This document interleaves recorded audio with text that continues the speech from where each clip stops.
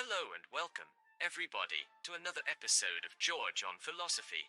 I'm George, and today we're going to discuss a question that's been with humanity for as long as we've been capable of deep thought. How do we understand and make sense of the concept of the other? The concept of the other is deeply ingrained in our human consciousness. From the moment we begin to form independent thoughts, we label some entities as us, or I, and others as not us, or them. This binary distinction is carved into the very fabric of our daily life. But why is this so? How have we reached this notion of the other?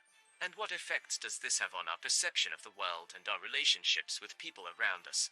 Throughout most of history, humans found safety in numbers banding together, forming tribes, societies, nations. This naturally led to the development of an us versus them framework. Just as naturally, it led to a perception of the other as dangerous or at least unfamiliar. This thought pattern has been passed down generations through evolution. Our ancestors who were more suspicious of the other were possibly safer and thus more likely to survive and pass on their genes.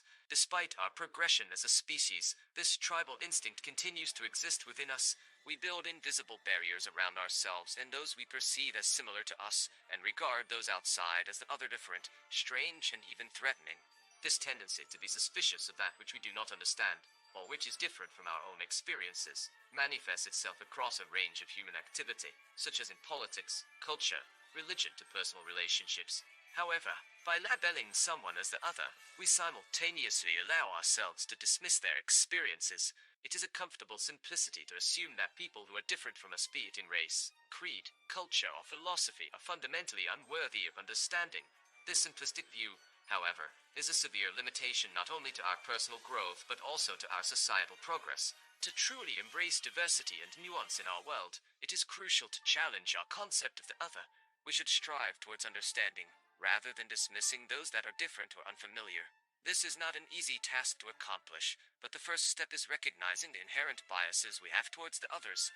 To summarize our discussion so far, the concept of the other stems from primordial tribal instincts and endures today, even as we've moved beyond simple tribal settings. It is a double-edged sword, growing boundaries that enable the formation of bonds but also erecting walls that inhibit true understanding. Understanding this concept and challenging our viewpoints regarding the other is pivotal for our individual growth and societal progression. Before wrapping up, let's reflect on this. In our endeavor to understand the world, might it be helpful to not just accept the existence of the other, but to embrace it, to engage with it, to explore it? What we usually identify as the other is, after all, just another aspect of the vast human experience, offering invaluable insights into diverse ways of life. Thank you for joining me today on George on Philosophy. This was an illuminating discussion, and I hope it's given you all something meaningful to consider. Join me again next time as we delve deep into the philosophical questions that shape our understanding of the world. Until then, remember, philosophy is to the mind what exercise is to the body. Goodbye.